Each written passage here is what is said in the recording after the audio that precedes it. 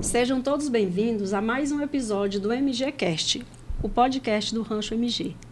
E hoje, nosso convidado especial é um homem que carrega a missão de ensinar dentro e fora da sala de aula. Professor por vocação e vereador por propósito. Seja muito bem-vindo, professor Flávio Elisário.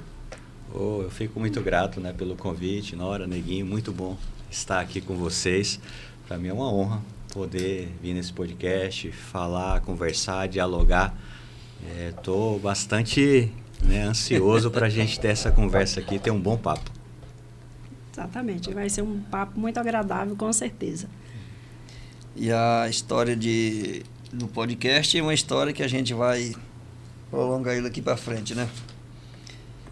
Professor, antes de vereador, existe o educador.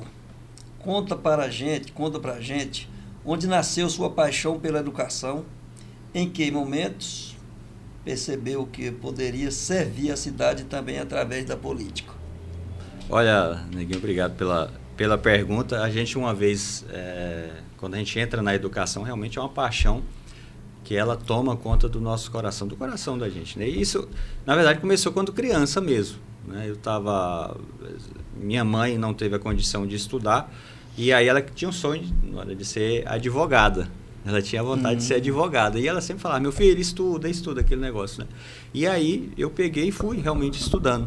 Fui estudando e eu sempre tinha aquele negócio da minha mãe. Sempre falava, E aí, eu trabalhava aqui em Paraíso, no comércio mesmo. Eu estudava em Palmas, pegava o ônibus todos os dias na Universidade Federal, vinha todos os dias. E aí começou que eu tinha que ali, comecei a namorar, que é a minha esposa já naquele tempo, tem muito tempo que a gente tá junto, a Joyce. E aí eu pensava assim, como que eu vou sustentar essa mulher? É aquela pergunta do jovem, Sim. Aquela preocupação. E aí eu peguei, trabalhava. E aí, quando terminou meu curso superior, que eu fiz administração, quando eu terminei aquele primeiro curso superior, eu peguei e falei assim, poxa, agora eu vou prestar um concurso público. Porque naquele tempo era realmente as dificuldades nós tínhamos bastante, não tinha muita oportunidade. E aí eu via que todo mundo, alguns colegas na faculdade, isso me incentivou bastante. E aí eu peguei, quando eu vi a oportunidade, eu falei, eu vou fazer um concurso público. Só que eu fiz tantos e não passei. E aí, quando terminou, eu falei, agora eu vou focar. Eu foquei, passei em alguns concursos públicos, dentre eles, no tempo, era Escola Técnica Federal. Eu passei por cargo técnico, como administrador. Fui para Palmas, vim para Paraíso, e aí, dentro desse ambiente, foi em 2008, foi criado os Institutos Federais. Era Escola Técnica, criou o Instituto Federal. Sim. E aí, a partir disso, foi que eu me apaixonei mais ainda pela questão da educação. Eu já via que tinha aquela vocação, a gente vai identificando, não é isso? Sim.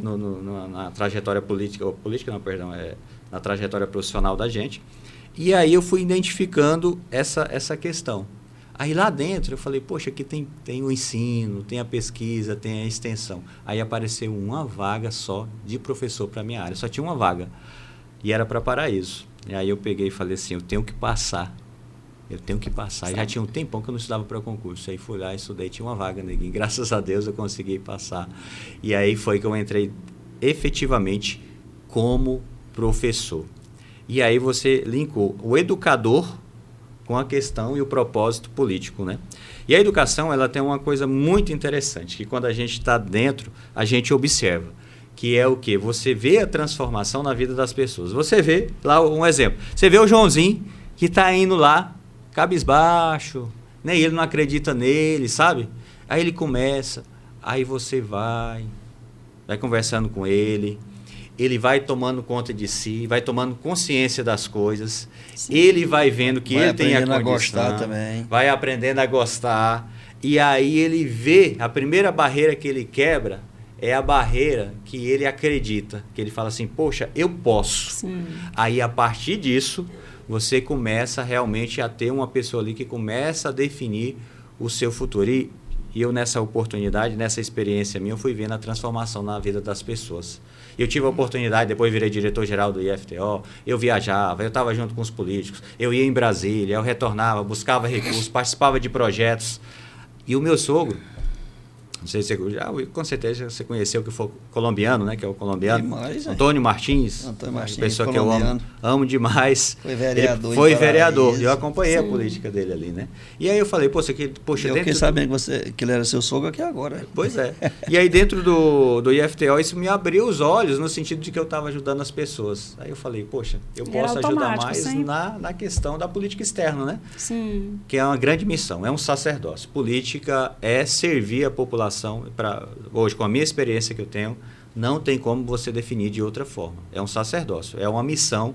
E aí foi que essas duas coisas casaram. O professor, aquele que sempre lutou pelo aprendizado dos seus estudantes, que sempre buscou o melhor para os seus estudantes, viu a oportunidade de não estar dentro de uma instituição, mas de uma cidade, algo maior, e falar assim, Exatamente. eu posso pensar agora políticas públicas para a educação infantil, eu posso pensar políticas públicas no sentido mais amplo da minha cidade, da minha comunidade, dos meus irmãos. E foi nesse contexto, então, que graças a Deus nós entramos. Uma luta, viu? Não é fácil uma política participar do processo político, mas graças a Deus estamos aqui hoje, viu? Graças a Deus. Com né? certeza. E fale sua origem e trajetória familiar. De onde você veio, da sua família. Sim, essa pergunta ela é muito interessante assim para todo mundo, né? Sim. É igual aquela pergunta subjetiva, né? Se avalia, eu faço alguma coisa nesse sentido, eu vejo que é importante a gente falar a respeito. Porque a origem, a identidade da gente. As raízes. Eu estando aqui com vocês, meu pai era vaqueiro. Meu pai faleceu tem pouco tempo, minha mãe também num acidente de carro, foi em 2008. Meu pai faleceu mais recentemente. Meu pai era vaqueiro, né? Meu pai era vaqueiro, a gente foi criado na roça mesmo, na fazenda, né? Então, quando eu falei da minha mãe que ela tinha o sonho de ser advogada no tempo ainda de jovem, não conseguiu, e ela ficou com aquilo e passou para os filhos. E aí, meu pai, meus avós, eles vieram de Minas para cá, eles tinham uma fazenda aqui próxima ao Chico Boi, mineiro, e aí depois comprou perto de 2 irmãos, ali perto da Piranha, na beira da Piranha ali, né? Quem que era ele? Chamava de Mineiro, né? Mineiro, Antônio, né? Seu Antônio Elisiário, né? Mineiro. E aí, eles eram muitos irmãos. E o interessante é que a gente morava lá na roça cercado de pedra. Hoje já vendeu lá a propriedade, mudou tudo. Mas no tempo era interessante, que era assim, cada família tinha um lugarzinho. Os irmãos, né? Uma família ficava fazenda. na mesma fazenda. Muito interessante. Até hoje eu tenho aquilo como uma referência, porque ele, como líder maior, ele conseguia controlar todos os filhos ali, né? Ficar sob a guarda dele. Então tinha um que tinha uma casa ali, outro tinha outra casa ali, e vivia aquela comunidade. Chegava no final ali do mês, todo mundo ia para a cidade, na gaizeira dele, comprava as coisas, voltava. Todo mundo de novo. E aí isso eu lembro dessa minha infância, nós fomos criados lá, e eu tendo que estudar, eu sempre vinha para ficar na casa de um tio, alguma coisa. E meu pai vaqueiro, que ele trabalhou muito, muito tempo lá no seu Zé Turiba, José São José. José São José. O nome do meu pai João Elisiário. E ali, ele cuidava daqueles boi de cocheira, aquele negócio todo. E ali eu morava ali, tinha que andar de bicicleta muito para ir para a escola, né? Na Santa Rosa, Santa Luzia hoje. Ali. Aqui tem um carinho muito especial ali para aquela comunidade. Sim. Aí eu brinco assim, eu estudei lá na Santa Rosa, Santa Luzia, e trabalho na Santa Nina, do lado do outro. Aí quando eu estou nas comunidades eu falo pro pessoal, eles gostam da brincadeira, né? E aí, nesse percurso, eu ficava ali, eu jogava bola, eu sempre gostei muito de jogar futebol. Eu fui o famoso fominha, eu pegava minha bicicletinha, andava era 10 km, 15 km para jogar futebol. Lá na Santa Rosa, ali no seu Valdeci Mineiro, joguei muito ali no seu... ali, justamente, a galera boa ali, né? Então, ali perto da Barlândia, o pessoal neguinho. E graças a Deus eu tive essa infância muito boa. Isso aí foi minha mãe, Ivone, o seu Mário Cabral, né? Que meu avô que faleceu agora há pouco tempo. Né? Então eles foram. Mário Cabral é seu avô? Meu avô, da minha mãe. E aí da parte da minha mãe, né? Então eu morri com 95 anos e até então era muito lúcido, né? Doido, seu Mário Cabral por isso que é bom no podcast, porque você vai aprendendo e sabendo quem é a família, que não conheci, eu vim conhecer você depois que você está na polícia. Quem é Flávio? Eu também. Sim, aí, ó, quanto tempo a gente, o Batista, quantas cachaças. Doido, Tio divino, Batista. Nós era vizinho lá na na fazenda. Batista aí. De 1975, que nós mudamos para cá em 77, naquela época, nós já começava a ser a trajetória de companheiro. Eu mais o Batista, quando ele era jovem. Então, seu tio, né, a turma aí, o Divino Cabral. Tio Divino, que eu amo demais. Todo mundo, entendeu? Então, é uma trajetória que agora a gente vai ficar sabendo que é o neto do seu... Tu é doido, né? O mundo é pequeno, né? É pequeno. E a gente pensa que não conhece as pessoas quando vai... O Mário Cabral não era aquele que era... Sim, sei. Foi onde que eu amadureci. Por quê? Sempre desde pequenininho, minha mãe teve que ir desde 7 anos.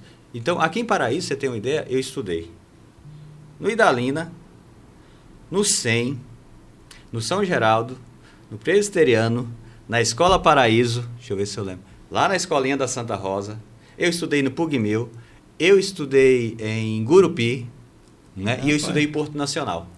Por que eu estudei nesse santo lugar? Justamente porque eu não tinha uma casa para ficar. Eu agradeço demais os meus parentes, os meus tios, né? Pelo homem que eu sou hoje. Sim. Porque eles me deram a oportunidade. A tia Joaninha, um abraço que eu amo muito.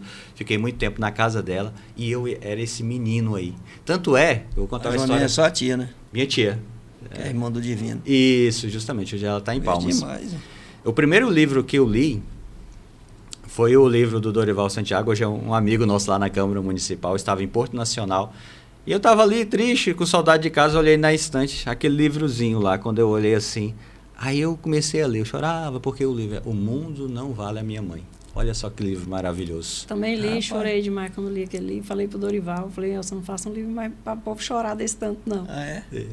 Talvez, é o Dorival Santiago. Às vezes, o escritor ele não tem a ideia do como que a obra dele nos tocou. Porque me tocou no momento, assim, que parecia que eu estava dentro da história dele. Né? Assim, pelas circunstâncias de estar longe de casa. E aí ele me tocou profundamente naquele momento. E pela minha mãe, Nora, assim, foi que eu tenho um negócio que eu gosto muito na minha vida, que é assim, honra teu pai e honra tua mãe. Né? E eu busquei sempre honrar meu pai e minha mãe. Principalmente a minha mãe, porque ela fala, essa palavra dela, que ela queria ser advogada, queria estudar e não conseguiu, aqui ele falou assim, poxa, eu tenho que estudar, conseguir alguma coisa na minha vida por ela. Sim. E aí essa minha trajetória. E aí fui estudar e eu estudei assim, quando eu fui para estudar para concurso público, eu cheguei a estudar 13 horas por dia. Eu ficava estudando 13 horas por dia, porque eu falava, eu tenho que mudar a minha situação, eu tenho que melhorar de vida. Tem que passar, eu tenho que me desenvolver aqui. E quando vocês, assim, por exemplo, você vê um trabalhador, vê uma pessoa que está ali no seu negócio, alguma coisa, eu sempre falo, né? Eu falo, olha, a gente tem que se dedicar, a gente tem que dar o nosso máximo, Sim. né? As coisas, o mundo não tem culpa de quem nós somos e como nós somos, né? Então a gente tem que fazer o nosso melhor. Você tem que colocar a sua energia naquilo, você tem que ter fé em Deus, acreditar e ir. Né? Eu não ficava pensando, chorando, eu só ia. Eu só tinha tempo para falar assim, eu tenho que ir mais adiante, né? E graças a Deus, assim, me impossibilitou eu ter conseguido ter uma família hoje, ter uma estabilidade. Graças a Deus, hoje eu posso dizer que eu sou feliz. Eu sou um homem feliz, realizado. Coisa boa.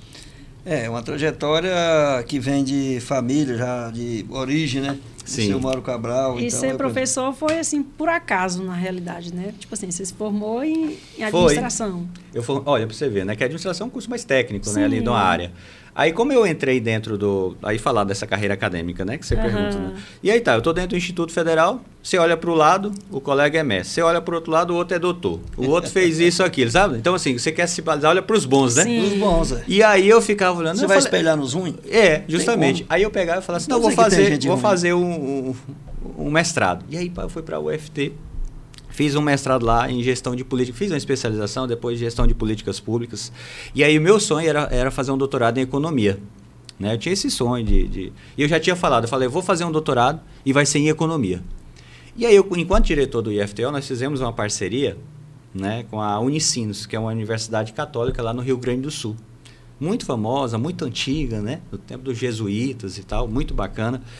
E aí apareceu essa oportunidade da gente fazer essa parceria, nós fizemos. Então, nós mandamos alguns servidores do IFTO e do Campus Paraíso para fazer o doutorado lá, e em economia. E aí eu passei no processo seletivo, fiz esse doutorado em economia e realizei esse sonho de ser doutor em economia, que era algo assim que eu gosto muito de economia, algo que eu amo de paixão. E hoje eu, né, ministro aula na área, nas áreas correlatas, e para mim, quando eu estou ministrando aula, eu estou descansando, sabe? Porque eu estou falando de coisas que eu gosto. E assim, só para a gente fechar esse raciocínio, aí o pessoal fala, ué, Flávio, mas o que economia discute? Economia discute os problemas da sociedade, como resolvê-los. Se fosse para resumir assim, não tem como resumir a economia, mas a gente poderia falar assim, como que a gente pode ter bem-estar, como que a população pode ter bem-estar? É discutindo problemas sociais o tempo todo e como resolvê-los. Aí isso também engaja a questão política, compreende? Sim. Isso faz você ver além e observar, falar, poxa, eu posso contribuir aqui também. Eu tenho que aproveitar de alguma forma o que Deus me deu de vocação e de capacidade para eu poder retornar para a minha comunidade. Eu amo Paraíso de paixão, né? Então, quando eu olho, eu tive a oportunidade na minha atividade profissional de sair de Paraíso. E eu coloquei dentro do meu coração que eu não queria... Você já é filho de Paraíso, Eu sou filho de Paraíso. O pessoal fala, quando eu andava aí pelo Brasil, o pessoal fala, você é mas você é daqui mesmo, de Paraíso, você é de lá. Aí eu falo, não, eu sou de Paraíso mesmo, né? Porque os colegas, por exemplo, lá do IFT hoje, a grande maioria são de fora, né? O diretor é daqui mesmo, né? Então a gente tem gente do Sul, a gente tem do Nordeste, a gente tem até de São Paulo, a gente tem gente trabalhando conosco. Pois eu imaginei que você era de fora também. Aí olha assim, o cara porque nós aqui, junto com a família, conheço a família. Quando eu vim para cá em 1975, e não tinha o conhecimento de você, sim, porque sempre estudava fora, sempre saía fora, sua mãe conhecia, suas tias, seus tios, todos. Djalminha, meu tio. Todo mundo de Djalma. Beijo pro tio Djalma, que eu amo demais. Pois então. Hoje ele está morando de lá no Código, naquela... Justamente. Mas é uma trajetória boa e eu não conhecia. Sim, de superação, né? De muita superação. De muita superação. Eu não posso nem falar muito, que eu fico emocionado. Mas é de emocionar mesmo, não vou mentir. Com certeza. Mas foi bom saber da sua vida, assim, de família, porque agora a gente já sabe mais e é um conhecimento melhor que a gente temos aqui. E é por isso que eu falo assim, o podcast tem essa vantagem, porque tanto nós vamos passar a conhecer mais pessoas e admirar que a gente não conhecia, quanto quem vai te assistir, né? Justamente. Vai te conhecer vai melhor. Ficar aí gravado, vai ficar muito bom na e história. Eu assim, comecei a valorizar... Que vai ser um legado seu aqui dentro da sua história. E aí eu comecei a valorizar essa questão da história das pessoas, que a gente tem coisas tão bonitas, justamente por causa dos jovens, sabe? Que é uma luta minha, tá? Porque os jovens melhorem de vida, que eles lutem pelo que eles acreditam. Então, quando eles veem um espelho, uma referência, né? Isso é uma... Assim, eu falo, poxa, é uma forma de inspirar, você tentar inspirar. Eu sou pai de 3, né? Tem um gêmeos e tem uma menina. É o Pedro, Samuel e a Manuela. Eu falo assim, poxa, eu tenho que inspirar meus filhos e os jovens, né? Porque a gente tem... Cada período tem seu desafio. E hoje, na atualidade, a gente tem muito desafio. E os jovens têm muitos desafios. Então, eles precisam olhar para referências. Não é só aquelas referências de coisas que tem na internet. Que hoje todo mundo fala o que quer, né? Não é? Sim. Mas, assim, o que tem fundamento mesmo, a gente tem que valorizar. Exatamente. Não é verdade? Com certeza. Por isso tem que valorizar. Eu parabenizo aqui esse trabalho de vocês. Porque, assim... É uma ideia maravilhosa, uma forma de vocês valorizar o pessoal que ajuda vocês, que está aqui na cidade, que constrói conjunto essa parceria com vocês. Então, assim, de coração fica aqui a minha gratidão a vocês, porque nós que agradecemos também. Isso aqui é algo maravilhoso que vocês fazem, que é uma conversa que a gente vai se entendendo, vai conhecendo. E eu digo assim, aquele primeiro contato às vezes você tem, é um oi, tudo bem, depois é um café, e ele fica gostoso quando vira uma conversa, né? Desafio enfrentado na educação municipal. Olha, educação é um negócio assim, eu fiz meu doutorado em economia da educação. Então eu peguei a economia e falei onde que a economia pode buscar resolver um problema. E aí dentro da economia tem uma parte que fala economia da educação. O que eu fui estudar? Eu fui estudar qual que é o papel da economia em relação à educação. Como que essas duas coisas conversam, né? E aí a principal coisa a gente tem que anos de escolaridade não é suficiente. Ou seja, a pessoa estudou 10, 15, 20 anos. Na economia tem um negócio assim, olha, quanto mais a pessoa estuda, ela é mais qualificada, então ela tende a ter uma renda maior, ganhar mais, né? Só que isso, quando você olha para os países, olha para os estados, isso tem uma diferença. E aí entra uma coisa fundamental, por exemplo, a Coreia do Sul, os países de primeiro mundo, né, demonstram isso muito bem, os tigres asiáticos, que é o seguinte, não basta anos de escolaridade, ou seja, mais anos de estudo.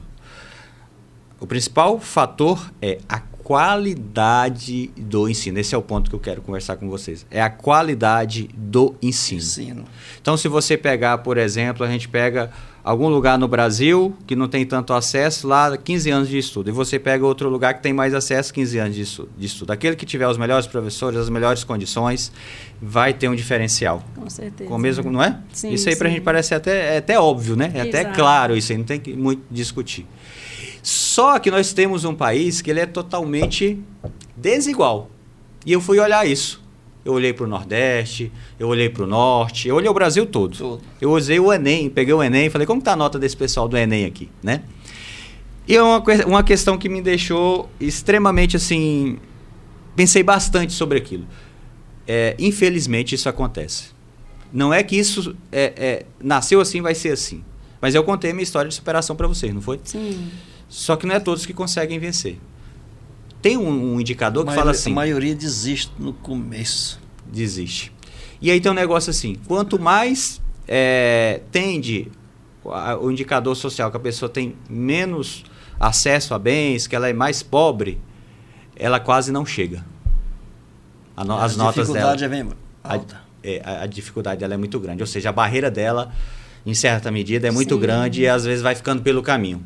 E muitas das vezes é o gênio, é aquela pessoa que pode, sabe, fazer a diferença no país. Né? Gênios a gente não tem tantos, então a gente tem que aprender a valorizar esses estudantes.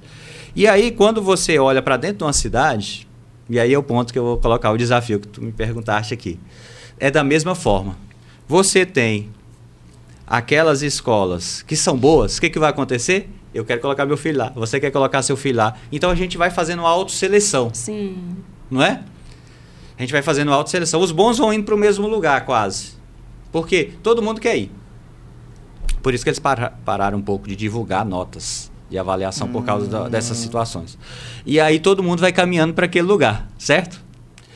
E aí você pega, talvez, uma escola que está mais longe do centro, está mais lá. Quem que vai para aquela escola? Aqueles que não foram. Talvez é aquela família mais desestruturada. Sim. Né? É a mãe solo.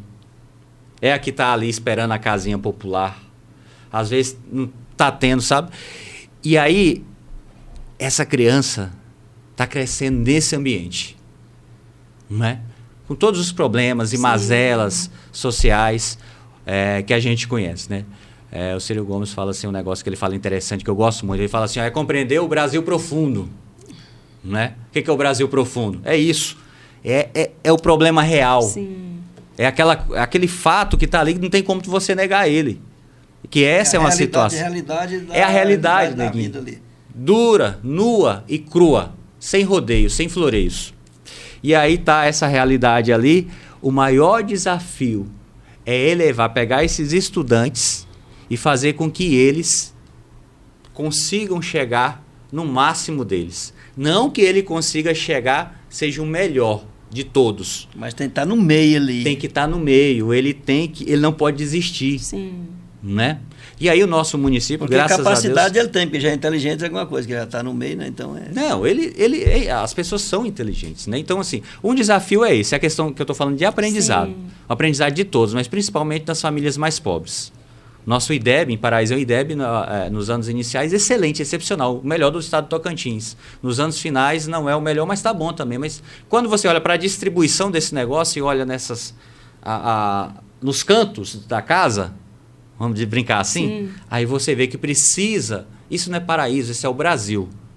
Né? Isso é o Brasil que precisa melhorar nesse sentido. Aí é isso que eu digo que é o grande desafio e a valorização dos profissionais da educação. A gente precisa ter algumas formas. A valorização, que é um bom salário, sim, é pagar um excelente salário, não só para o professor, mas para os técnicos, todos que estão, desde a merendeira, todos. Mas o professor, por exemplo, tem aquele professor que quer ficar só no centro da cidade. E aquele que vai lá para a periferia, talvez ele pegue um estudante que às vezes até mexe com... Né? Sim, tem uma dificuldade maior, pode ter um problema de droga em casa, o do centro também, mas por ter aquela seleção, pode ser que isso não aconteça de forma tão frequente. Aí esse professor, ele vai ter um desafio maior. Aí, lembra que eu falei da nota da escola? Aí você quer comparar abacaxi com banana. Sim. Não dá. São duas condições diferentes. Duas realidades, né? Duas realidades diferentes. É como se um tivesse dirigindo uma Hilux e outro um Fusca. E outro Fusca. Você tem que dar a condição para o outro, para ele conseguir chegar também. E não é só os professores, é um contexto social. Entende como que a situação ela vai além? Então, quando você começa a estudar tudo isso, então, olhando de educação, por exemplo, do nosso município, nós temos um excelente IDEB, né? Graças a Deus avançamos muito, né? Parabéns aí para o nosso município com relação a isso, todos os gestores. Só que, quando você olha ponto a ponto, a gente precisa melhorar, não só para isso, estado do Tocantins, inteiro, né? O Brasil todo nesse sentido. E primeiro ano como professor, como é que foi seu primeiro ano? Como é que... Os primeiros, eu vou falar, sabe o que aconteceu? o processo seletivo para professor dentro do IFTO é um processo difícil de você passar. Por quê? Tem a prova objetiva, você tem que, nas questões lá, eu fui bem, fiquei em primeiro lugar. Aí veio a prova de título, ou seja, apresentava os títulos, mestrado e tal. E aí eu só tinha um mestre, eu só era mestre naquele período. Fiquei por ali, tinha uma menina que tinha um doutorado, ela já foi ali, né, meio compensando. Aí você vai para prova prática, didática, desempenho didático. E aí como que é a prova? É uma banca, né, composta por os profissionais da minha área, né, mais pedagogos e tal, e aí gravado. E aí o que aconteceu nesse dia? Eu fui lá, era a etapa do concurso em Palmas, e eu peguei a minha... E aí você fica sabendo do tema 24 horas antes. Meu Deus. E aí eu vou me preparar para ele, assim, aquela loucura, né? E aí eu me preparei e tal, peguei o carro com minha esposa, para Palmas. Eu não passei mal no dia. Eu acho que eu fiquei tão ansioso. Ansiedade grande demais. Eu fiquei tão ansioso que me deu um negócio ruim em mim. Eu fiquei falando pro pessoal, ó, vocês, acontece com todo mundo. Eu fiquei dor de barriga mesmo, aquele negócio ali, sabe? E eu fiquei... E aí a Joyce foi que me ajudou muito, minha esposa. Ela falou assim, você vai conseguir. E ela me deu muita força. Eu falei, vai ser o que Deus quiser.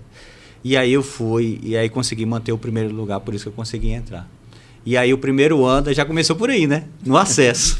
Na dificuldade, porque eu me tremi todo, fiquei...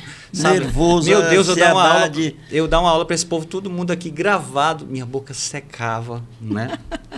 Eu fiquei com a mão gelada, sabe? Eu tive que me organizar internamente para eu conseguir fazer esse negócio, essa prova. Foi a prova mais difícil que eu já tive. Não, é porque eu sempre fui bom de fazer as provas lá e tal, mas na hora de fazer o negócio prático, eu gelei. E sendo uma competição, na realidade, ali, uma né? competição, e com uma as pessoas te concorrência. observando. Sim. Meu Deus. Com outros técnicos, professores, tudo Sim. ali Mas ao isso é para redor. ver, e um exemplo que nada vem fácil para ninguém, né? Sim. Então, tudo tem que ter mesmo o esforço. Isso é muito bom. E aí, terminando a pergunta. resposta. Assim, o primeiro ano, o professor de primeiro ano é o melhor professor que tem. Você sabe por quê? Porque eu estudei feito doido. Eu chegava na sala de aula... Você nunca esquece dele também, né? Assim...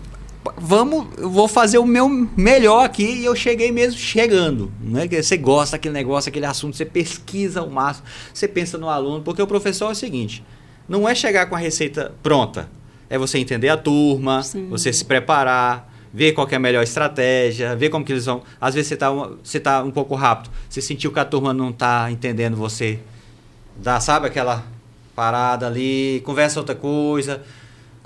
vai testando ali, vai achando o caminho. Por isso que o professor ele é esse facilitador.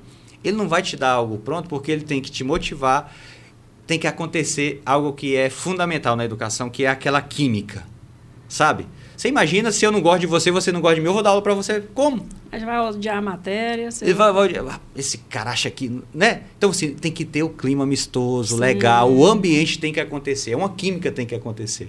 E aí meu primeiro ano foi esse, de muito desafio e muita relação, né? Muita relação, porque eu tinha que fazer a diferença, né? Então são muitos desafios, né? Não, a educação é o mundo, você não pode tirar um podcast aí do...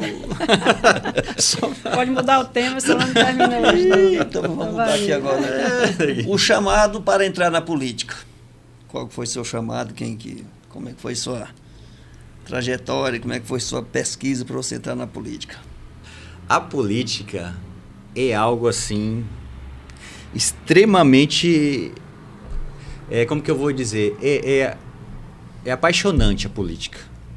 Eu falo assim, primeiro, política, você tem que gostar de gente. Meu irmão, você não gosta de gente... E tem que fazer as pessoas gostar de você. As pessoas gostam da gente, né? Você tem que gostar de gente. Seu negócio é gente, são pessoas. Sim. Né? As pessoas são importantes, é o primeiro ponto. E aí, como eu estava falando no contexto da educação, que é de onde eu vim, e aí quando essa trajetória me diz todo, não teve como. Eu olhei quem... Você me fala aqui, do Plano Real, aquele negócio no tempo do FHC, que fez aquele negócio do Plano Real, né? Poxa, a gente tinha uma inflação do tamanho do mundo, o negócio não valia nada. Aí você vai entender como que aqueles caras fizeram aquilo, sabe? Eu olhava aquilo e falava, cara... a política, né? O cara, né? Era o Itamar Franco, ele era ministro da Fazenda, depois virou o presidente por causa do Plano Real, né? Aí você vai pegar a história de grandes pensadores. Sai de um plano cruzado para plano real. Plano real. E não foi fácil. Essa não. transição foi difícil. Antes, como que era? Era tudo, né? E aí você pega lá, por exemplo, o presidente Nilo Peçanha. Presidente Nilo Peçanha, em 1909, ele era um advogado. E ele pegou, ele que criou o ensino técnico no Brasil. Ele ficou um pouco mais de um ano na presidência. Acho que deu um problema com Afonso Pena, ele saiu, entrou Nilo Peçanha. Né? Um cara assim que... Presidente do Brasil, foi? Foi presidente do Brasil. Dom Pedro II. O Dom Pedro... muita história, mas não lembrava disso. Não, mas é porque ele ficou um aninho. Um ano só, né? Um pouco depois você vai olhar lá, 1900, ele criou a Escola de Artífice e Aprendizes, alguma coisa assim. E aí já criou, acho que foram mais de 10 nas capitais que tinham naquele período, né? Que era aprender um ofício. Os jovens aprenderam um ofício. Sim. Foi daí que foi criada a Rede de Educação Profissional e Tecnológica. Então, falando da política. E eu fui observar, nossa, essas cabeças pensantes, né? Dom Pedro II. Dom Pedro II, tem uma história de Dom Pedro II, que ela é muito interessante, que assim, diz que chegou alguém, um nobre também, para visitá-lo, né? E aí, ele era alto, né? Altão, tinha quase 2 metros de altura, Dom Pedro II. E aí chega lá no palácio, tal, no Rio de Janeiro, era a capital, né? Imperial naquele período. E aí, disse que pensou que ia ter uma guarda lá, né? Aquela coisa toda. Disse que foi entrando, até que entrou na salinha dele. Dom Pedro II, a pessoa falou assim, uai, cadê a sua segurança, o pessoal que fica aqui contigo? Aí ele, não, eu vou te mostrar quem é a minha segurança. Ele pegou, andava no Rio de Janeiro, assim mesmo, de pé. Aí ele disse que ele pegou e deu uma volta com ele aí, disse que o povo falava com ele e tal. Aí você entendeu por que eu não preciso de segurança? Todo mundo falar com ele, conhecer ele naquele natural dele ali. Ué. Ele saiu fora do Brasil, foi buscar tecnologia, o telefone, por exemplo, né? Tem uma história dele de um pessoal uma vez que ele gostava muito de música e tal. Ele viu alguém cantar, até uma menina, mandou para estudar fora do país. Então ele tinha essa cabeça muito longa. Então, quando você... JK, que rasgou esse Brasil, ou essa BR aqui, né? Adentrou esse Brasil, criou Brasília. Aí, né? Isso. Então você vai olhando assim para o legado desses grandes políticos, né? Aí você vai olhando assim e fala, poxa, e eu dentro da minha trajetória de estudo, aí eu fiz administração, fiz uma especialização em gestão pública. Eu estudava só essas coisas. Aí eu pegava o mestrado, gestão de políticas públicas, como resolver um problema. Aí fui para economia, aí que eu fiquei mais doido mesmo. Aí eu falei, não, política mesmo. É política. Aí tem o negócio da economia, dentro da economia tem a história do pensamento econômico, economia política. Aí você vai estudar os pensadores, tá, aquele negócio todo. E principalmente como resolver os problemas do tempo, né? E aí isso foi Falei, poxa, a política é algo assim sensacional. Quando ela é bem feita, que você procura fazer o bem, que você procura transformar uma realidade... Na honestidade, trabalhando correto, fazendo as coisas certas. Nossa, a melhor coisa, eu acho que tem, e eu vou falar, Nora, é uma coisa, tive a oportunidade de ser diretor ali 6 anos e pouquinho do IFTO, é você deitar na sua cama, no seu travesseiro, de noite, e você ter a sua consciência tranquila. Não tem sensação melhor. Isso é muito bom. Você entra e sai de tudo quanto é lugar. Isso aí para mim não tem preço. Exatamente. E eu procuro trazer essa questão para a política, sabe? Quando eu falei lá que tem que honrar pai e mãe, quando estou na política, eu sempre lembro da minha mãe. Falo assim, poxa, eu tenho que honrar minha mãe na política, eu tenho que fazer o meu melhor. E a política te dá essa oportunidade de servir e de ajudar as pessoas. Você já transformou vida dentro da sala de aula? Eu acho que, como eu até falei agora há pouco, essa questão da sala de aula, tinha um estudante, vou dar esse exemplo aqui, né? Eu vou falar aqui, Daniel, não sei onde você está, Daniel, um egresso nosso hoje, eu orientei o Daniel, né? E aí fui orientador dele. E eu vi assim, cheguei... E aí eu peguei aquela turma, uma das primeiras turmas que eu dei aula, né? E aí eu fiquei olhando aqueles meninos. E aí eu peguei... Aí eu vi que um tinha mais uma vocação para isso, outro. Aí daqui a pouco o Daniel chegava, o Daniel só ficava me perguntando as coisas. Toda coisa ele mas perguntava muito, né? E aí a dicção do Daniel não era muito boa e tal, tinha aquela dificuldade. Só que o Daniel, uma cabeça, meu Deus do céu. A cabeça dele, avião, sabe? Aí, professor, você me orienta? Eu falei, te oriento. Daniel fez um trabalho assim magnífico, um trabalho muito bom, me surpreendeu. Então, quando você fala assim do desafio de ser surpreendido, e aí tem outra coisa também. Os alunos, professor, a gente quer fazer concurso. Aí eu comecei a trabalhar com esses meninos. Vocês querem fazer concurso? Queremos, professor. Falei, então vocês vão fazer, bora lá então. Vamos fazer isso, assim, assado. Aí hoje a gente anda aí, tem gente que tá no bombeiro, tá na polícia penal, tá em alguns lugares. Aí tem aquela satisfação, sabe? Isso não tem preço. É um negócio, é uma coisa gratificante assim, na sua trajetória. Muito gratificante, porque assim, de fato. E aí eu brinco com os meus estudantes, eu chego às vezes para uns e falo assim, que lá você pode procurar um professor, né? Você está no curso superior, você procura um professor e fala assim, professor, eu quero desenvolver uma pesquisa com o senhor, eu quero desenvolver um curso de extensão, então vem para cá, bora conversar. Aí eu já falo por mim, eu falo assim, você quer mudar de vida? Você me procure, mas eu não vou passar a mão na sua cabeça, não. Você vai sofrer comigo. Vai trabalhar duro com você. Eu já bato a real, tá, nego? Eu já bato a real, eu já faço aquela seleção assim, né? Quem procurar já sabe o que está procurando. Trabalho duro.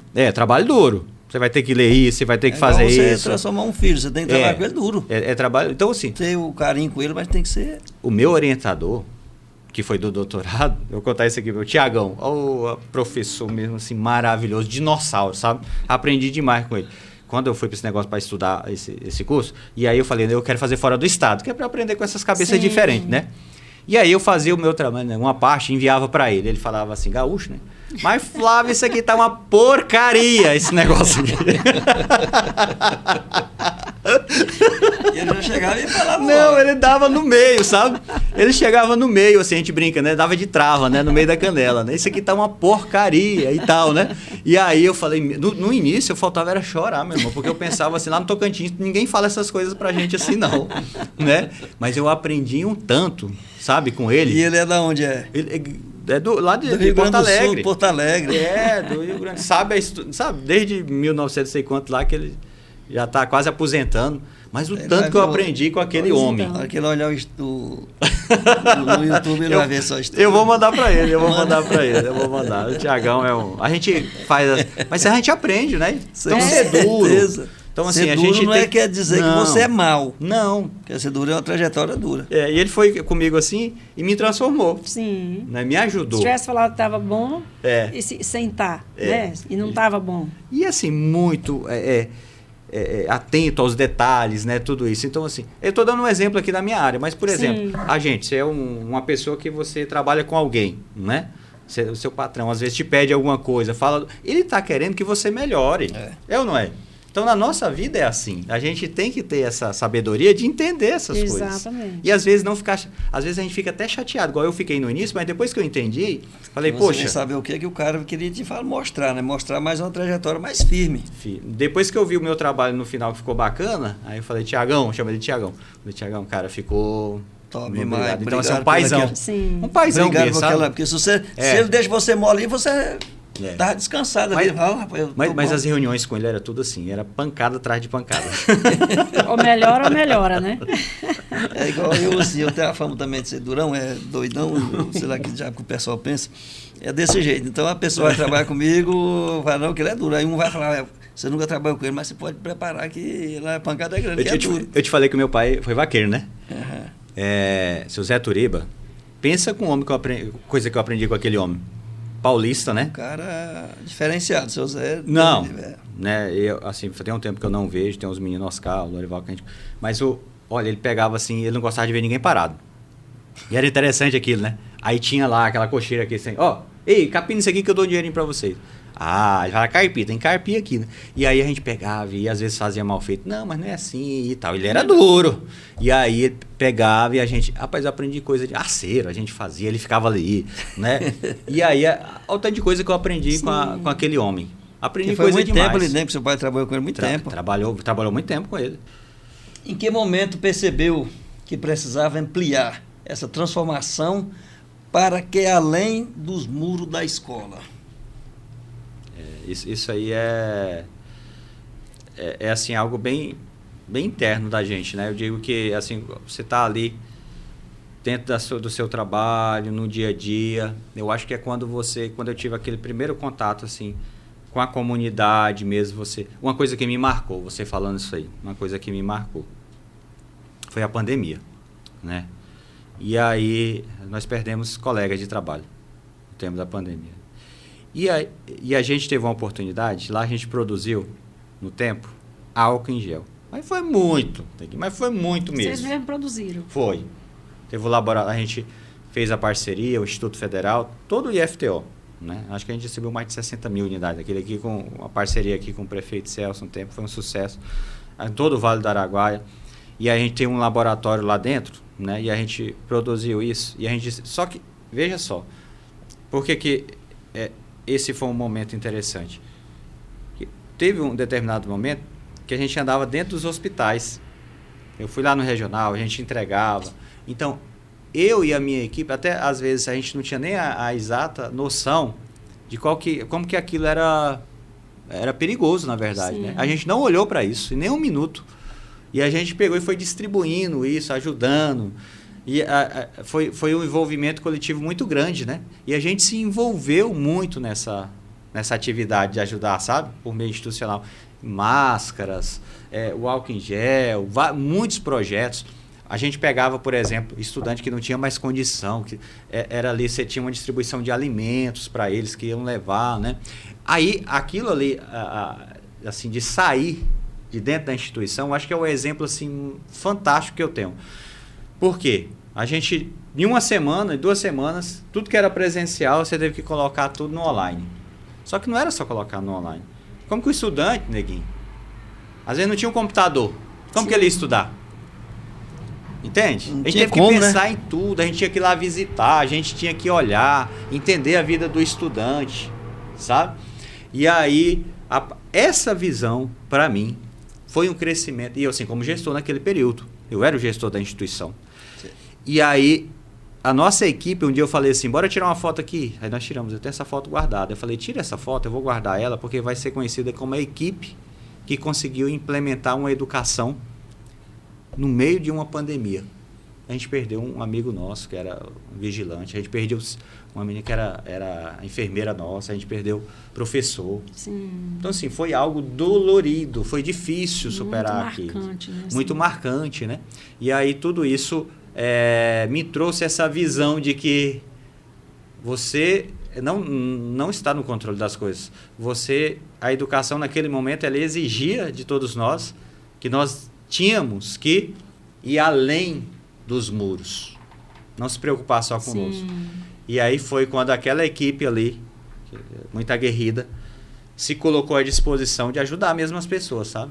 Algo assim mesmo, isso eu trago com muito carinho, sabe? Dessa experiência minha de vida, profissional, principalmente de vida. Sim. Foi algo extremamente gratificante. O Nailon, que no tempo que conduziu essa pesquisa, o professor Bembo aqui também, o professor Serginho.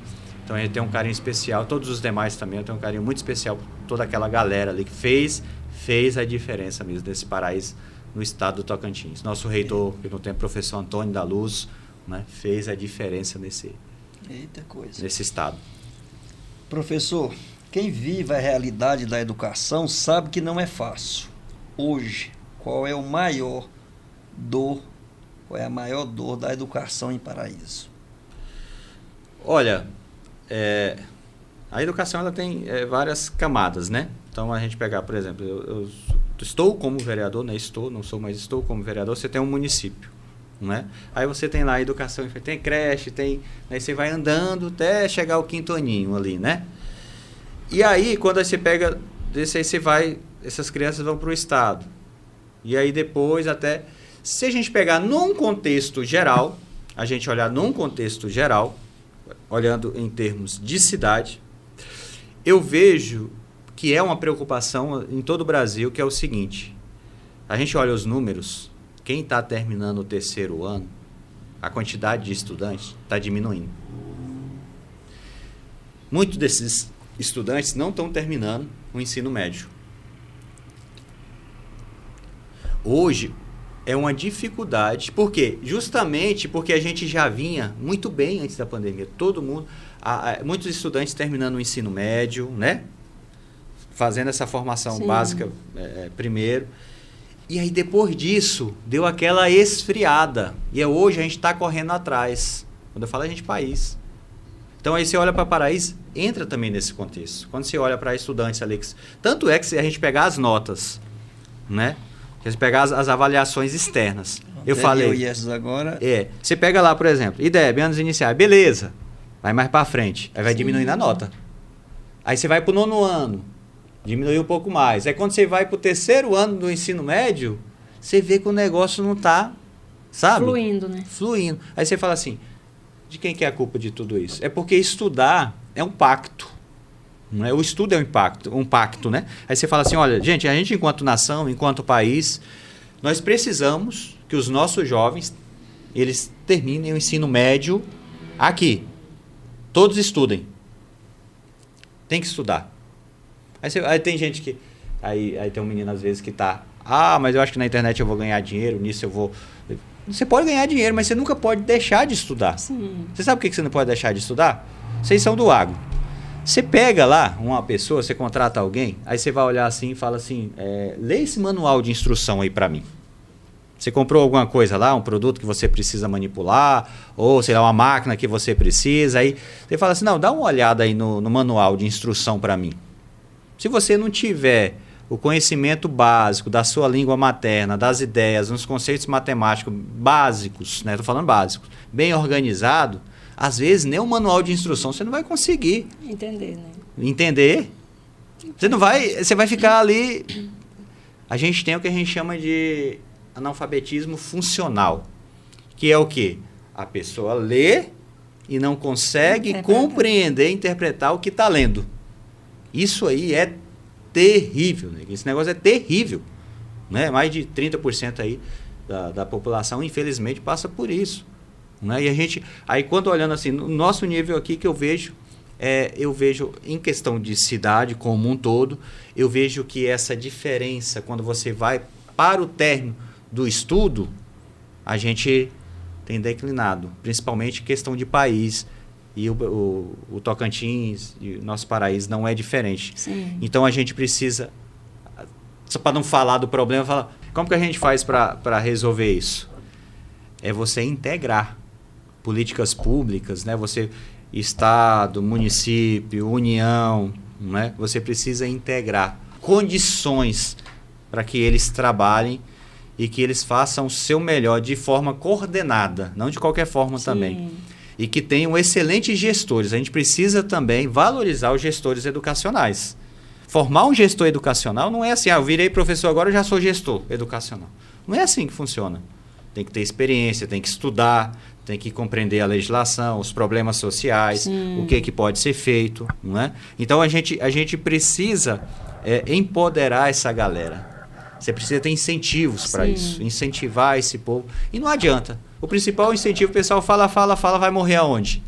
Na valorização salarial também. Exatamente. Não é só ela, não é.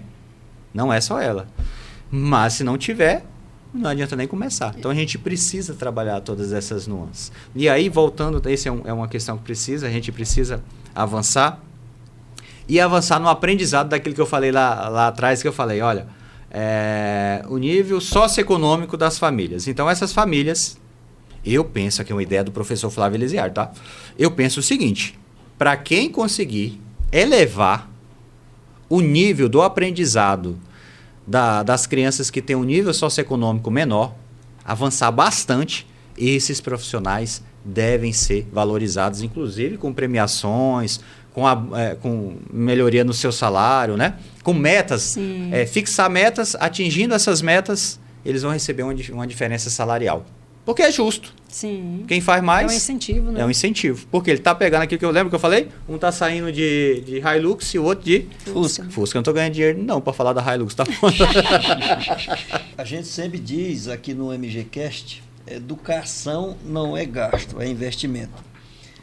Você sente que isso já é prioridade, como deveria ser? Essa é uma pergunta que parece ser simples, mas o que está por trás disso aí... Por quê? Entra lá no que eu falei anteriormente. É a ideia de que é o seguinte, eu aumentando o investimento eu vou aumentar o resultado? Aí eu vou falar de pesquisa, tá? Sim. De pesquisa. Não necessariamente. Não necessariamente. Por quê?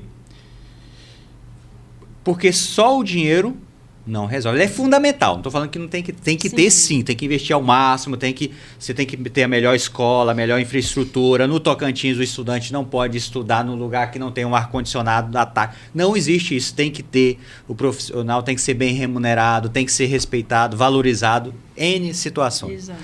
Agora, você acreditar que a gente vai pegar daqui a pouco, neguinho, eu vou falar assim, o Brasil ia achar 6% do PIB, chegando, né, vamos investir 10% do PIB. Fazendo isso por si só, eu resolvo o problema. Não, não resolve. Não resolve. Lembra que eu falei? Porque é a qualidade. Aí você entra em outro problema. Como está a formação de professores? Exato. Quem vai dar aula? Como está esse povo? A formação está adequada? Ou seja, essa formação está boa? Não é? Essa formação é uma formação realmente, não é? Quem procura a carreira de professor, quem são? Os meninos estão, eu vou fazer medicina, eu vou fazer engenharia, direito, os caras que tiram as melhores notas estão indo para onde? Entende? Então, assim, eu tenho que ter um incentivo tal que esses estudantes aqui que são bons, Sim. que eles possam ir para a educação, querer ser professor, querer ser professora, desempenhar a sua função. Se tu chegar para mim hoje, me der uma sala aí com uns menininhos de 7 anos, eu vou sair de lá doido.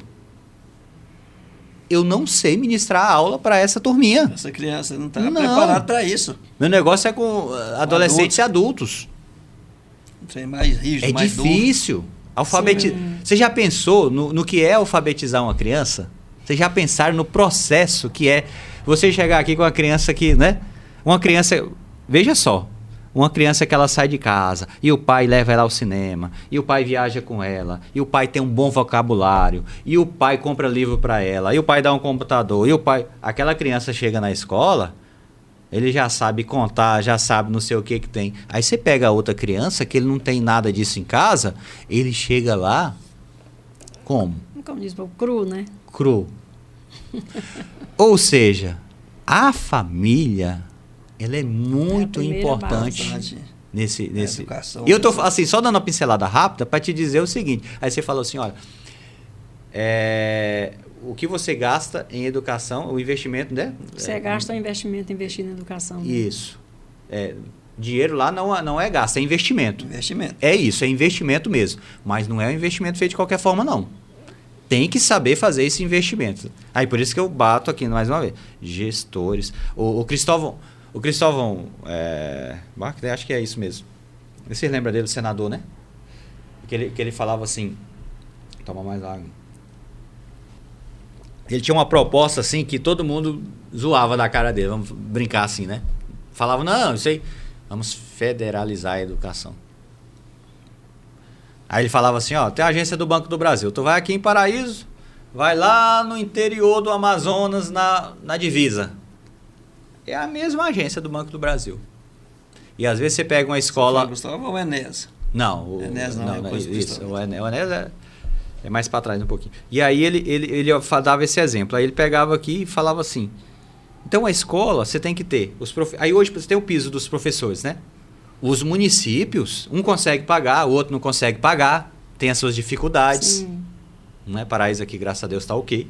Mas tem uns que não conseguem. Exato. Então, assim, como que você... Então, você fala assim, olha, agora é o piso. Aí larga os municípios para lá.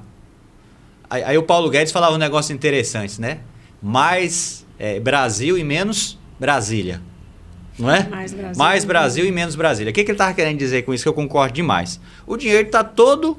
concentrado em Brasília. E o povo e na hora de distribuir isso no Brasil, mais uma vez, o Brasil profundo, das desigualdades, a escola que é diferente lá no interior do Amazonas, do Pará, não é? Que é diferente da escola que está em Palmas, está nas capitais, que está em Paraíso. Então você tem uma desigualdade muito grande. Sim. Aí você pega assim, olha, eu sou da Rede Federal de Educação Profissional e Tecnológica. Já é diferente os professores que estão nas capitais. Né? Se você pegar A Leste praticamente tem doutor e as melhores formações. Os concursos que vão lá para o interior já é diferente. Ah, é diferente. Já tem desigualdade. Então. Caramba. Já tem desigualdade. Porque aqui é mais concorrido, aqui já vem os melhores primeiro, porque ele quer ficar na capital. Professor, quando você decidiu ser candidato, qual era a sua principal bandeira? Quando você decide ser candidato, na verdade, a primeira conversa que você tem, claro, você vai, eu sou de fé, eu sou, né, um homem de fé. Orei a Deus primeiro. Sim. Né? E depois eu fui conversar com quem? Dona Nora. Com a esposa. Com a esposa. Eu fui conversar com a esposa. Porque se eu não tivesse o apoio dela, dali eu não... Não entraria. Não, tava fora. Eu peguei e fui conversar com a Dona Joyce. Falei, amor, é o seguinte, tô pensando nisso e tal, esse contexto. E eu falei, o que é que você acha? E não é que ela aceitou, né? Falei, é mais louca do que eu, né? Gosta de aventura mesmo, hein? Gosta de aventura. Agora me enrolei. Ela é mais louca do que eu, né? Ela é mais louca do que eu. E aí ela aceitou, rapaz. Porque ela já sabia do seu propósito. Né? Tem o que conhece ali. Da sua capacidade. E aí, conversei com ela. E aí, depois, quem que eu fui conversar mais? Com o colombiano. Que já foi vereador. Já foi vereador, já sabe da trajetória da política, né? Isso. Só que quando eu fui conversar com ele, eu tinha aquilo no meu coração, mas qual foi a forma que eu falei para ele? Eu falei assim, o senhor, eu respeito demais.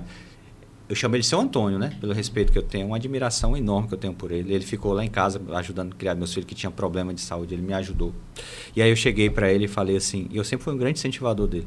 Falei assim, lá eu fui voto vencido depois, porque ele não saiu e eu era, você tem que sair, as mulheres, não, ele não pode, pai, não sei. Aí eu falei assim, seu Antônio, o senhor vai ser candidato a alguma coisa? Vereador e tal? Não falei da minha situação. Ele falou, não, Flávio, não vou ser candidato. Por quê? Eu falei, não, porque tem uma situação aqui, o que você acha? Ele, não, tamo junto, não sei o que tem. Aí e ele tal. se empolgou, né? Aí ele se empolgou, né? Aí a partir disso, que eu tive essa abertura, né? Aí eu comecei, aí a cabeça fica mil. Né? Aí eu, o que eu sou? Quem é o professor Flávio? Né? É só isso aqui que eu contei para vocês, né? E aí eu sou da educação. Então a minha principal bandeira é a educação e o desenvolvimento econômico. Eu gosto muito de desenvolvimento econômico. Demais, porque como que um país faz para se desenvolver? Não é só crescer, repartir o bolo, né? Então a gente, eu penso muito nisso quando eu olho. Eu fico, assim, eu olho o estado do Tocantins hoje, o crescimento é impressionante, principalmente por causa do agro, né? Sim. Aí teve vou falar que teve um certo candidato a presidente da República que veio falar que o Tocantins não devia existir. Sim. Né? Ele falou isso aí, eu falei assim, ele desconhece a história do Tocantins, ele não conhece. Para querer aparecer, ele fez isso, né? Mas eu acho que ele não precisa querer aparecer porque é o seguinte, os números estão aí. Sim. Então, de onde saiu Palmas? Uma cidade daqui da Siqueira Campos. Uma cidade daquele tamanho. Hoje lá você tem serviços da área de medicina, faculdade, tem tudo. É um centro maravilhoso. Né? Se não fosse o estado do Tocantins, nós teríamos aquela cidade. Era o norte esse do desenvolvimento. Goiás então, assim, a gente ia ficar refém. O Goiás, naquela época, aquele fundão que aqui era Paraíso do Norte. Né? Então, o Tocantins Paraíso do Norte, Goiás. Totalmente independente, né? Assim, economicamente. Claro que a gente depende da... Sim, e quando eu falo do desenvolvimento econômico, eu sou apaixonado nisso, de querer ver a cidade crescer. E quando falo assim, quando eu vejo vocês se desenvolvendo na atividade de vocês, isso para mim é maravilhoso. Vocês estão aí fomentando toda uma cadeia produtiva. Né? Vocês estão transformando a realidade. Gente está ganhando dinheiro e ganhando seu espaço com vocês. Tem coisa mais honesta do que isso? O que prometeu para si mesmo que nunca abriria mão? Olha, eu vou falar uma coisa assim que... eu acho que é uma coisa que eu tenho plena convicção disso, né? Uma coisa que não tem como, né? Eu sempre coloquei isso, negociar. Você já, assim, é a sua dignidade, aquilo que você é. Sim, entendeu? Que você acredita. Aquilo que você acredita, a tua convicção. Sim. Às vezes eu até no meio dos meus pais mesmo, que eu respeito demais os meus colegas vereadores, cada um é de uma área, cada um representa o povo, cada um tem uma história linda, não é? E aí, de vez em quando, eu sou chato também, assim, com algumas pautas, mas é questão de ideias, né? Eu sou, às vezes, um pouco chato, assim, por acreditar. ter algumas convicções. Defendendo o que você acredita. Né? Aquilo que eu acredito, mas assim, o que você não pode abrir mão, jamais o homem não pode abrir mão, sabe? Neguinho, é aquela questão do caráter dele, aquilo que ele acredita, sabe? Que eu falei lá, honrar pai e mãe. Se tu honrar pai e mãe, acabou, né?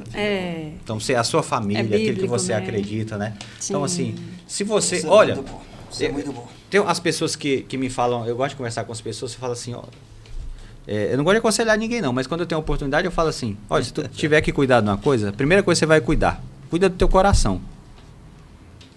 Cuida do seu coração, sabe por quê? O coração da gente, é igual a Bíblia fala, ele é corrupto, não é? E hoje você está assim, amanhã você está... Então, é igual o homem que entra... Né? Enganoso. É igual o homem que vai no rio, não tem como ir no mesmo rio 2 vezes. Sim. A gente vai crescendo, a gente vai, né? A gente vai mudando. E qual que é o grande segredo? É você estar sempre olhando para dentro do seu coração. Você tem que cuidar de você. Você tem que ter essa relação com o divino, com Deus ali, essa fé muito bem arraigada, para você ter essa confiança e saber quem é você e que quem está no controle de todas as coisas é Deus, não é você. E aí você tendo essa consciência, com base nisso, aí você pode descansar. E aí você pode olhar e falar assim, olha, cuidei do meu coração. Agora eu vou cuidar da minha família. Sim, isso é verdade. Né? Porque se você não cuida de você, é igual saúde. Como é que vai cuidar de outra pessoa? Você tem que cuidar da sua saúde, senão como você vai cuidar da sua família se você não cuidar da sua saúde? E olha que eu estou devendo nesse sentido, eu tenho que voltar para a academia. Viu? Ser vereador é propor, fiscalizar ou cobrar? Tudo isso. Os 3, né? Olha, eu era tão chato no tempo da campanha, né? Que eu peguei esse negócio e aí eu fui estudar. E aí eu peguei e falei, e o pessoal não está nem muito prestando atenção nisso, assim, né? Às vezes quer ver a prática, o seu trabalho, né? Como que você vai transformar e colocar isso em ação. E está todo mundo certo nesse sentido. Aí o papel do vereador. Então, esse papel de legislar. A gente está o tempo todo lá. Leis. Você está criando leis, você está propondo leis, não é? Você está ali. Fiscalizar.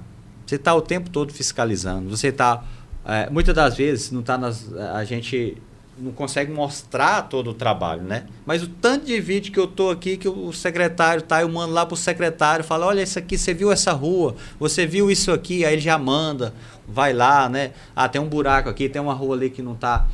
Por exemplo, não está pavimentada, a comunidade está reclamando, né? Então a gente vai lá e faz esse trabalho e o secretário ali, às vezes o prefeito já resolve, né? Sim. Principalmente os secretários. Então a gente tem esse trabalho aí, essa atuação muito, muito próxima, né?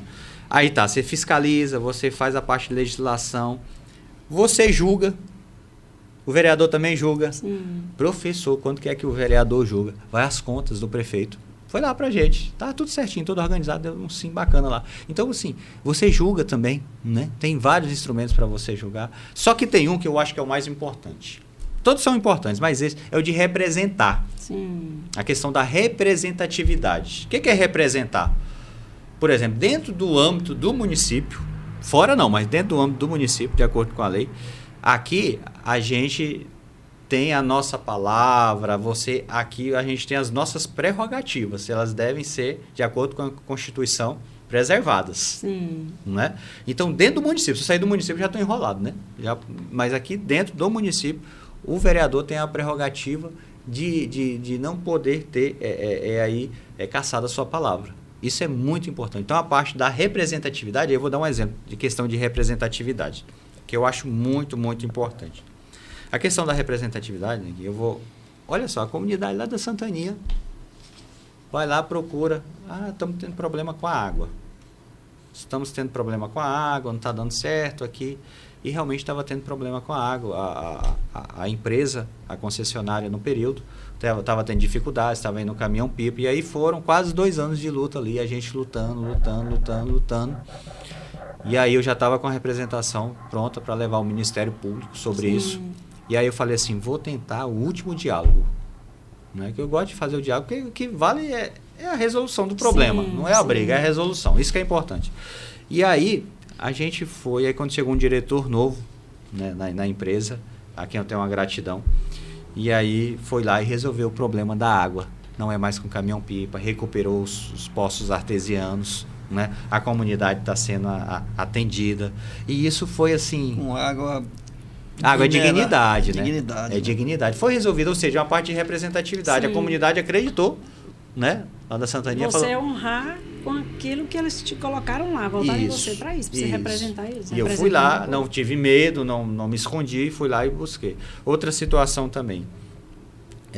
Antes de sair do Instituto Federal, a gente deu uma entrada ali no terreno aqui do DENIT, que é para o IFTO. Sim. Lá enquanto diretor, e tu tem uma parte ali, a gente deu uma entrada e tal, corremos atrás, no tempo eu entendi que era necessário fazer essa expansão para cá, e aí a gente também correu atrás já no mandato dessa liberação, né, dessa área ali, no tempo era 17 mil metros quadrados e alguma coisa, essa área foi liberada para o Instituto Federal, para a sua ampliação, que vai servir tanto aqui para Paraíso como para o Vale do Araguaia. Vai ter uma área lá, o professor Milton, né, que daqui a pouco vai assumir como diretor-geral lá, já se colocou à disposição do projeto, já está atrás dos recursos, juntamente conosco também, que estamos atrás desses recursos. Então, você tem uma área ali hoje, fazendo essa parte de representatividade da educação, buscando aquele terreno que já está hoje, né, na escritura, não na escritura, mas já está para o IFTO, já foi doada, e então vai ter essa grande obra ali que vai ajudar muito, vai valorizar o ensino técnico superior no Vale do Araguaia e aqui em Paraíso Tocantins, ou seja, é mais movimentação econômica, é mais oportunidade em toda essa região. Então é um exemplo de representatividade que é um papel essencial do vereador. Isso é muito bom. Qual projeto apresentado por você mais representa sua essência? Boa. Eu apresentei um projeto de lei. Esse projeto de lei, a gente, dentro da educação, para que a gente tenha na rede municipal de educação, que a gente tenha, aqui as crianças tenham acesso ao pensamento computacional. Aí quando a gente fala assim, aí às vezes as pessoas podem pensar, mas é um laboratório, é alguma coisa. Não, é iniciação, a robótica e programação nas escolas. E aí a gente fez um projeto de lei nesse sentido, né? Esse projeto de lei foi votado no ano passado, em 2 vezes, e esse projeto de lei, o que ele define, Neguinho, Nora? Que as crianças do município, lembra que eu falei lá do filho do pobre, o filho do rico? Tem acesso. Todos tenham acesso. Então, que eles possam ter na escola, né, iniciação à programação em robótica. Só que quando a gente fala isso, muita gente às vezes assusta. Pensa que vai ter um robô, alguma coisa lá, o menino já vai ter que programar, a criança. Não, gente, não é isso. É o pensamento computacional. Está até na BNCC isso aí. O pensamento computacional é o quê? É a resolução de problemas. Trabalhar, por exemplo, fazer uma receita de bolo. Você tem um passo a passo, não tem? Tem. Você tem que primeiro pegar ali os ingredientes, juntar, não é? Então você tem uma tecnologia para fazer aquele bolo. Então, na computação é a mesma coisa. É isso, é o pensamento, é a organização do pensamento. Por que eu acho que isso é fundamental? Eu tenho convicção disso. Porque a gente vai oportunizar as nossas crianças, tanto do pobre como da classe média e rica, a mesma oportunidade. E aí a gente tem uma dificuldade hoje. Você vai medir 2 coisas na educação, assim, para você saber se ela está boa. Todo mundo basicamente olha isso. É a língua materna, o português, e as habilidades ali em matemática, né? Ou seja, a linguagem, com base nessa proposta, nessa lei, as crianças vão ter melhoria na linguagem, certo? No português e tal, e vão ter melhoria também na matemática. Mas elas vão já ter que fazer uma conta. Não é isso. O raciocínio delas estarão preparado para poder adentrar depois numa coisa mais sofisticada, né? Na matemática um pouco mais pesada. Mas você introduzindo, por quê? Nas escolas particulares, nas boas escolas particulares já tem isso, nos países de primeiro mundo isso já é normal, não é? E a gente precisa implementar. Então eu dei entrada nesse projeto de lei, esse projeto de lei foi aprovado na Câmara, só que não foi, tem que ter uma discussão ainda com o município, ele não foi aprovado, mas esse é um sonho meu. Um sonho para que a gente consiga aprovar essa lei, que a gente implemente isso aqui. Tanto é que aí eu falei assim, vamos fazer um teste? E aí a gente fez uma parceria com o SESI, né? A gente trouxe para a escola aqui em Paraíso, né? Lá no Milena. E os meninos amaram. Os meninos amaram, porque tem toda uma metodologia, tem, né? Por exemplo, a gente não compra kit Lego para os nossos filhos? Só que a gente deixa lá, né? Só que na escola não, vai ter um propósito. Sim. Vamos construir isso, vamos construir aquilo outro. Tem uma intencionalidade, tem uma construção, tem um objetivo a ser feito. Então, esse, para mim, é o projeto assim que eu olho e falo... Vejo o futuro. E vejo o futuro. Até porque, professor Lisário, a educação começa na base, né? Isso, justamente. E para uma cidade querer ser forte, a base é a educação. Então, tem que haver esses projetos mesmo para começar da base. Justamente. E esse projeto, como eu estava falando lá, que é a matemática e a linguagem materna, que é o português, né? Que na verdade, como a gente organiza as ideias, a língua ela é muito importante, né? Esse raciocínio, tudo isso. Então, esse projeto, ele visa trazer maior aprendizado aos estudantes. Porque hoje os meninos, eles têm que ter algo que seja também objetivo, né? Eles têm que aprender e a gente tem que sempre estar inovando os nossos processos educacionais. E eu vejo que aí, claro, que isso tem um desafio, que é o desafio ali de você formar os professores para ministrar toda essa metodologia, mas eu vejo que o ganho no aprendizado dos estudantes vai ser formidável, eu tenho certeza disso. Daqui a pouco, a gente vai estar olhando os resultados e vai falar, poxa, por que a gente não fez isso antes, né? Exato. Eu vejo que é fundamental esse projeto para a nossa cidade. Tenho conversado ali com o prefeito Celso, com, né, o Delei também, que é o secretário de Educação, para a gente implementar isso aqui na nossa cidade. O que fé em Deus é para ser aprovado logo. Sim. Né? Começar no nosso município. Então, vamos num ping-pong aqui rapidinho de perguntas e respostas rápidas, tá? Educação para você é com uma resposta. Uma resposta? Meu Deus do céu. É o professor que fala muito uma resposta, né? Educação é transformação. Política precisa de? Homens sérios e mulheres sérias. Juventude precisa de? Deus. Paraíso merece? Paraíso merece sempre o melhor, né? Sempre o melhor. E um sonho pessoal? Um sonho pessoal? Mas isso é uma pergunta difícil, né? Eu sou a referência sempre para os meus filhos e a minha família. Exato. Uma palavra que define sua missão? Servir. Se não fosse professor, é vereador. E se não fosse professor e vereador, seria o quê? Talvez jogador de futebol, né?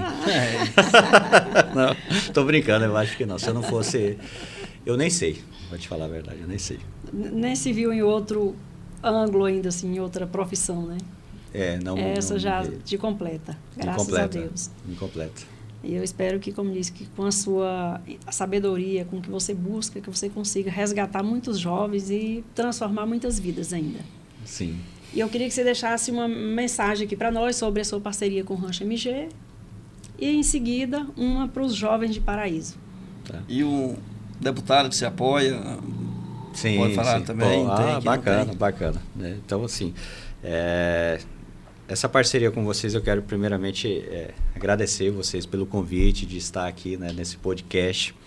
É algo assim totalmente inovador, não é? Vou confessar para vocês que fiquei à tarde pensando, né, no que eu ia falar e fiquei preocupado, minha mão ficou seca, né? Cheguei aqui e pedi a água logo porque é desafiador para a gente, né, falar aqui com vocês. E aí fica a minha gratidão e principalmente reconhecimento e parabenizar por essa atitude louvável. Obrigada. De fazer. É muito bacana, mas eu achei muito bacana mesmo. Quando eu vi, falei, poxa, né? o podcast Inovador, né? Foi... muito inovador, porque assim... Que tem muita gente que tava pensando assim, não, esses dois fazem um podcast aqui sem, né? Não, eu achei, sabe o quê? Que foi tão eu achei o mais bacana, vocês dois, sabe? Na hora que o casal, aí então que eu falei assim, poxa vida, mas que legal, né? O Neguinho, a Nora... Foi através do Elianda Nutritins, nós falamos assim, nós falamos, não, vamos pegar umas pessoas para negativo, é vocês que têm que vir fazer minha matéria, porque vocês que são nossos amigos e somos nosso empreendedor que faz nós entrar aí com vocês. E a nossa intenção de ser nós dois, porque como eu falo, brinco ele, da roça direto pro podcast. Sim. Porque era já na intenção de não intimidar ninguém. Porque, tipo assim, nós, né, quem somos nós E aí eu falei assim, não, vai ser muito tranquilo, que a pessoa sabe que nós não vamos fazer nenhuma coisa extraordinária lá para deixar as pessoas em maus lençóis, né? Ou sim. alguma coisa para constranger.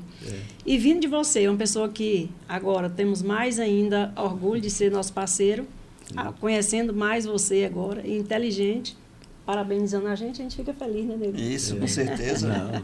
E assim, quando eu via vocês lá, porque o mundo do rodeio para mim assim, é esse mundo, né, essa parte cultural da cidade, qual eu falei que meu pai foi vaqueiro, né? Da roça e tal, quando eu via. Então, ou seja, é uma coisa que é da atividade dele, do dia a dia, Sim. né? Então, você valorizar uma cultura como vocês estão aí à frente, e eu como parlamentar, político, poder ajudar e estar junto, valorizando essa...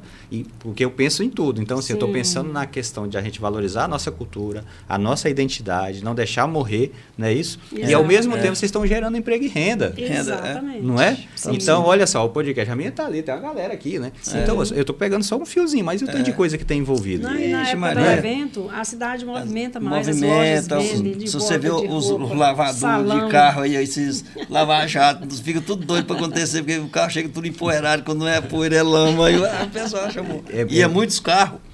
Porque eu multidão de gente, 10, 12 mil pessoas ali. Então a Daiane sabe que ela já fez filmagem lá ao vivo aí para todo lado. E aí o nosso... Eu tenho uma gratidão muito grande também que a gente tem como parceiro o nosso deputado Newton Franco, né? Ele sempre é um grande apoiador também dessa causa e ele sempre nos apoia também nas nossas políticas Amanhã aqui. nós estamos falando com ele lá. Vai falar com ele lá. Não, é um cabra ajeitado mesmo, né? Ele ama também, tem a parte dele de produtor também, né? Nosso lá. E assim, pode ter certeza que o que a gente também puder dar de apoio lá, a gente vai dar. E aí você falou de dar uma mensagem para os jovens de Paraíso. Uma mensagem para os jovens, né? E olhe para aquela câmera ali e fale para eles, fale para a cidade também, mas sim. Especialmente para os jovens que você trabalha mais nessa fase de primeiro ano aí até o terceiro, né? Sim. Olha, para os nossos jovens eu quero deixar um recado aqui muito especial, uma coisa muito simples. Nunca desista dos seus sonhos, né? Às vezes a vida pode parecer que ela não é a melhor, né? Você não está na melhor situação naquele momento. Se transformar difícil. Você pode achar que você não vai conseguir, você pode achar que seus problemas são maiores do que as soluções, mas foque, tenha fé em Deus, você honre seu pai e sua mãe ou a pessoa que você tem um carinho especial, que eu tenho certeza que você vai ser muito bem sucedido na vida. E aí a gente tem que ter uma definição clara do que é ser uma pessoa bem sucedida. Para o professor Flávio Elisiário, uma pessoa bem sucedida é uma pessoa de convicção, que ela faz as coisas corretas, que ela faz o que é certo, né? É um bom filho, é um bom pai, vai se tornar um bom marido, uma boa esposa. Então que você possa procurar as coisas boas da vida. E as coisas ruins, que você tire fora. Porque muitas das vezes, se você se enveredar por um caminho, você pode achar que você está no controle das coisas.